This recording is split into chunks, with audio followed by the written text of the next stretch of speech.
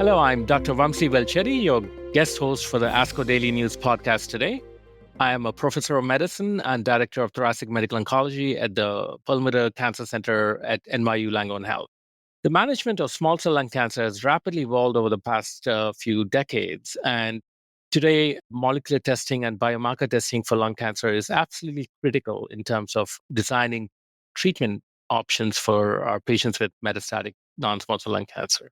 Today, I'm delighted to be joined by Dr. Charu Aggarwal for the discussion on ctDNA and the role of ctDNA in lung cancer management. Dr. Aggarwal is a Leslye Heisler Professor of Lung Cancer Excellence and Section Chief of Thoracic and Head and Neck Oncology at University of Pennsylvania Abramson Cancer Center. You'll find our full disclosures in the transcript of that episode. Dr. Aggarwal, it's great to have you on the podcast today. Thank you for being here. Thank you for having me. Let's start off with setting the stage for ctDNA technologies. These technologies have rapidly evolved from experimental conceptual stage to essential clinical tools for day-to-day clinical practice. Could you briefly discuss how recent advancements in ctDNA technologies are shaping our approach to precision medicine, and especially in lung cancer? Absolutely. And, I think we need to just level set a little bit. What exactly is circulating tumor DNA? This is a way to assess exactly that. Every tumor sheds little pieces of tumor-derived DNA into the bloodstream. And this occurs in a variety of solid tumors. But now we have the technology to be able to derive this DNA that's actually being shed from the tumor into the bloodstream. These minute fragments of DNA, take them out, amplify them, and sequence them with a variety of different mechanisms. They can be DNA sequencing alone. They can be DNA and RNA sequencing. They can be whole transcriptome sequencing. The technology, as you rightly pointed out, Dr. Velcheti, has significantly improved from just being able to look at circulating tumor DNA to now being able to amplify it, sequence it, and use it to offer personalized therapy. I think lung cancer is definitely the poster child for such an approach, as we have a lot of data that has shown clinical utility and validity of being able to use circulating tumor DNA, next generation gene sequencing to guide therapy. Surely there's been so many technological leaps. It's really impressive how far we've come to advance these sequencing platforms. Recent advances like with AI and machine learning are also playing important roles in interpreting ctDNA data. How are these computational advances really enhancing our clinical decision making in day-to-day clinical practice?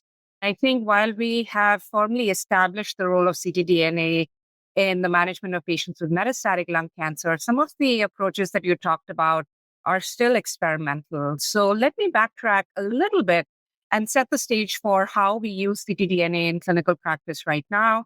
I think where most patients, when they come in with a new diagnosis of stage 4 lung cancer, we want to test for biomarkers. And this should actually be the established standard, now included in the NCCN guidelines and actually also international guidelines, is to consider using blood-based testing or plasma-based testing to look for biomarkers. So not just tissue-based testing, which had been our historical standard, but to use these plasma-guided approaches to identify the 7 to 9 biomarkers that may be truly implicated in either first or second line therapy that are called as your immediately actionable mutations.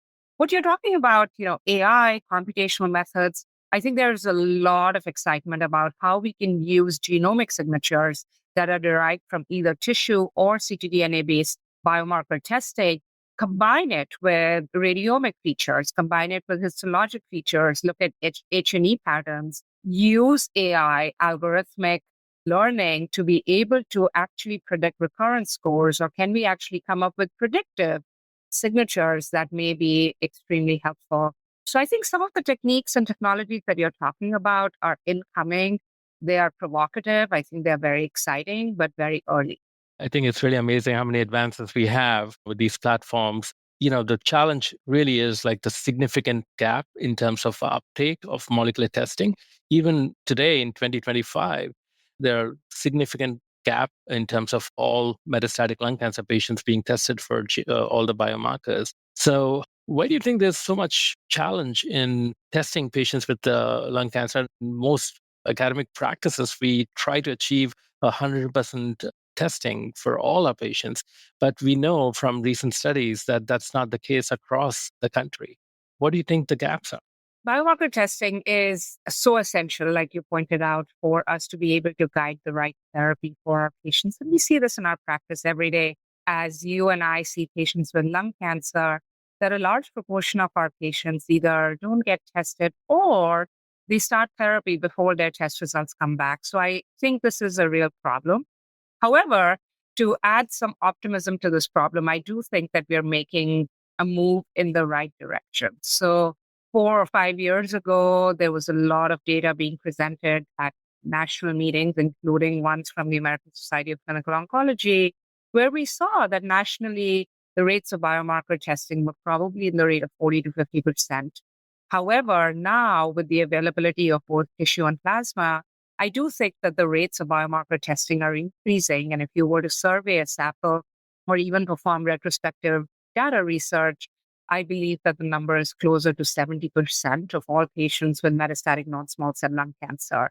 And you asked, why is it not 100%? I think there are many reasons. I think the number one reason is tissue availability. Many times the biopsies are small or the tumor is very necrotic. So either the tissue quantity itself is small or the tissue quantity is insufficient to perform gene sequencing. And that's exactly where plasma comes in. When you don't have tissue availability, we have shown, as have others, that you can use plasma effectively to increase the proportion of patients who are not only tested, but also receive the right therapy.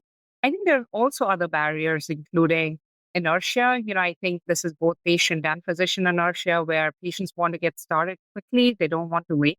Physicians are very busy and sometimes want to be able to deliver treatment as soon as possible. We have seen there are some institutional barriers. Not every institution has in-house gene sequencing testing. So how do you really operationalize send out of these tests in a fast, efficient manner so that you get results back? Is it the pathologist who sends out the test? Is it the medical oncologist? Is it the pulmonologist or the interventionalist? I think there is this need to develop reflex testing mechanisms, which some institutions do really well and some don't. And then finally, there are financial implications as well, right? How do we do this in a most cost efficient fashion? So there are many barriers, but I'm happy to say that we're making a move in the right direction as we are understanding that it's important to do it. It's easy to do it, maybe with the value add of plasma. And finally, as you said, as these technologies become more available, they're actually getting more cost effective. Dr. Aggarwal, you've been at the cutting edge of these advanced platforms and testing. So what do you do in UPenn? How do you kind of handle all these barriers, and what is your workflow for patients in University of Pennsylvania?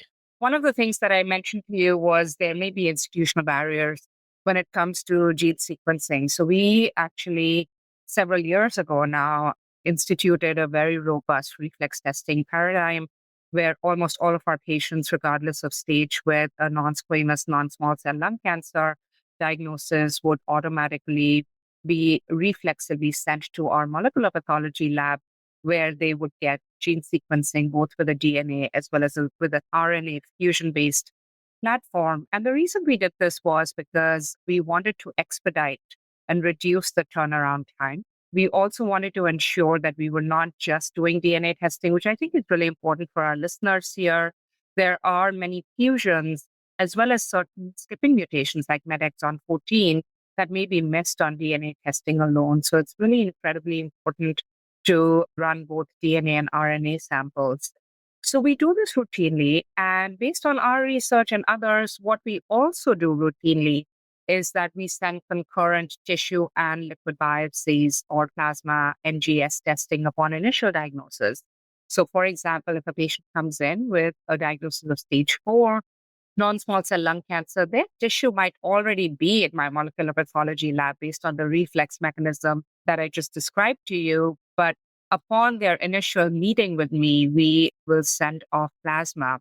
And I will tell you this, that Penn is not just one institution, right? We have a large network of sites. And as part of my research, one of the things that we wanted to do was implement wide scale means to improve biomarker testing.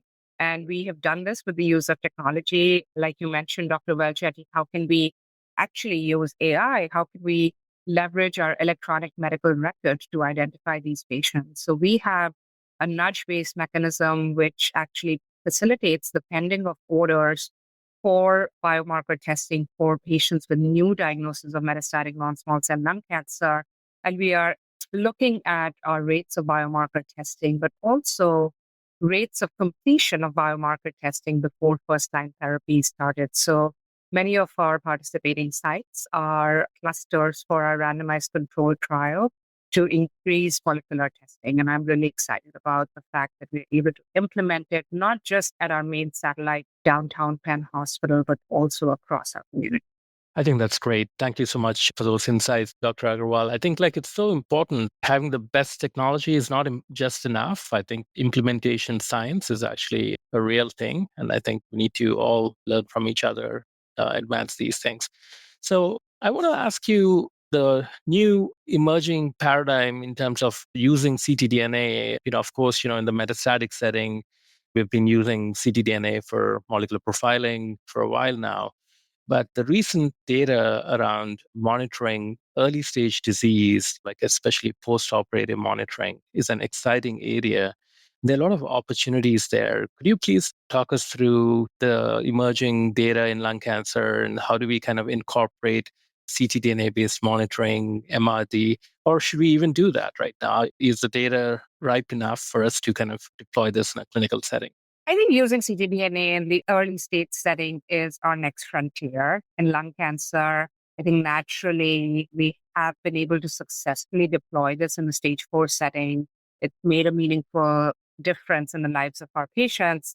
And we're a little bit behind the A ball in terms of how MRD is used in lung cancer because, colorectal cancer has already done large randomized trials based on ctDNA MRD. It's routinely used in hematological malignancies. So it makes sense that we should start to use it.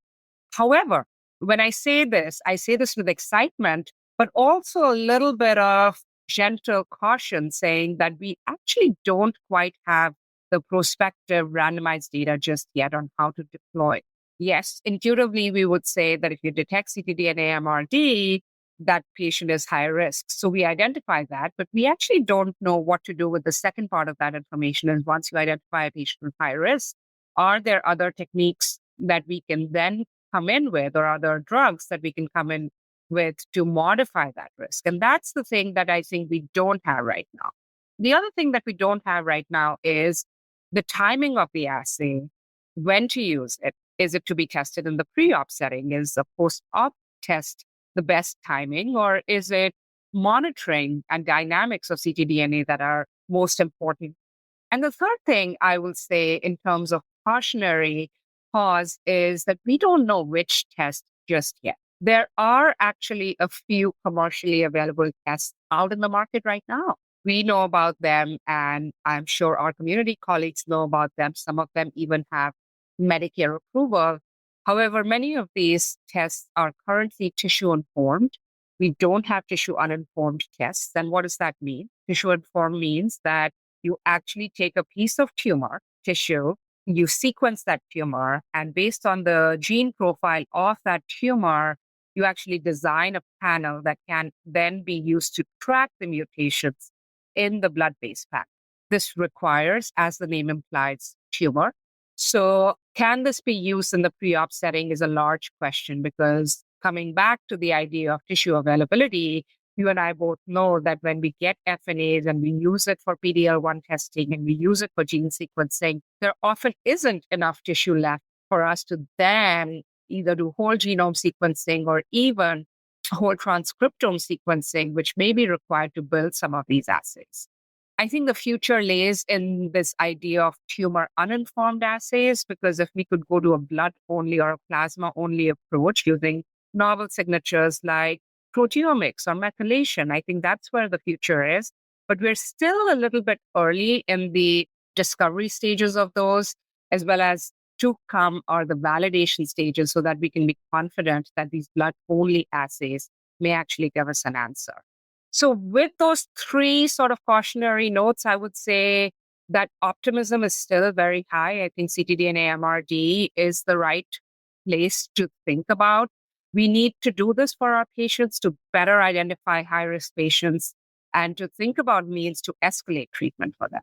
Yeah, I completely agree. And I think with all the changes and evolution of treatments in the management of early stage lung cancer now with neoadjuvant and adjuvant, there's really a need for like a escalation and also de-escalation of therapies post-operatively. And I think it's a huge opportunity. I think we all could learn from our colorectal colleagues. I think they've done a really good job at actually doing prospective trials in this setting. I think we're kind of a little behind here. The other thing that also, in my opinion, is pretty exciting is actually the ability to kind of monitor patients on targeted therapy prospectively, in addition to like a imaging-based monitoring, which we routinely do. Is there any role for quantitative assays with ctDNA to help us kind of monitor both quantitatively and also qualitatively the clonal evolution with targeted therapy and how we could intervene early to prolong responses in patients with oncogene-addicted tumors? I think in the metastatic setting, there are ongoing trials to look at this exact question. How do you choose an appropriate first-line therapy? Monitor ctDNA at the 6-week trial. It's being evaluated in a trial called the Shedders trial, where if patients are still ctDNA positive at 6 weeks, then you can escalate treatment because they haven't, quote unquote, cleared their ctDNA. There has been a lot of research that has shown that lack of ctDNA clearance in the metastatic setting may be a poor prognostic factor. We and others have shown that if you do clear your ctDNA or if you have a reduction in ctDNA load overall, that is directly related to both an improved progression-free survival and overall survival. This has been shown with both tissue-informed and uninformed assays. So I think it's very clear that, yes, you can track it. I think the question is, can you apply that data to the early stage setting? And that's an open research question. A lot of groups are looking at that. And I think it's completely reasonable, especially to determine duration of therapy, to determine optimal timing of scans even. And I think these are just such interesting questions that will be answered in the future. And also like a kind of early detection of resistance patterns that might inform early initiation of combination strategies. And I think it's a lot of opportunities, I think, yet to be explored. A lot of exciting things to come. And I'm sure we'll kind of see more and more data in the next few years. Dr. Aggarwal, thank you so much for sharing your fantastic insights today on the ASCO Daily News Podcast. It's been a pleasure to have you on the podcast today. Hope to see you at ASCO. Thank you so much. This was great. And I remain so excited with all of the possibilities to improve outcomes for our patients. Thank you to all the listeners for your time today. If you value the insights that you hear from the ASCO Daily News Podcast, please take a moment to rate, review, and subscribe wherever you get your podcast. Thank you so much. The purpose of this podcast is to educate and to inform. This is not a substitute for professional medical care and is not intended for use in the diagnosis or treatment of individual conditions.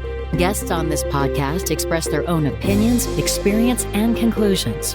Guest statements on the podcast do not express the opinions of ASCO. The mention of any product, service, organization, activity, or therapy should not be construed as an ASCO endorsement.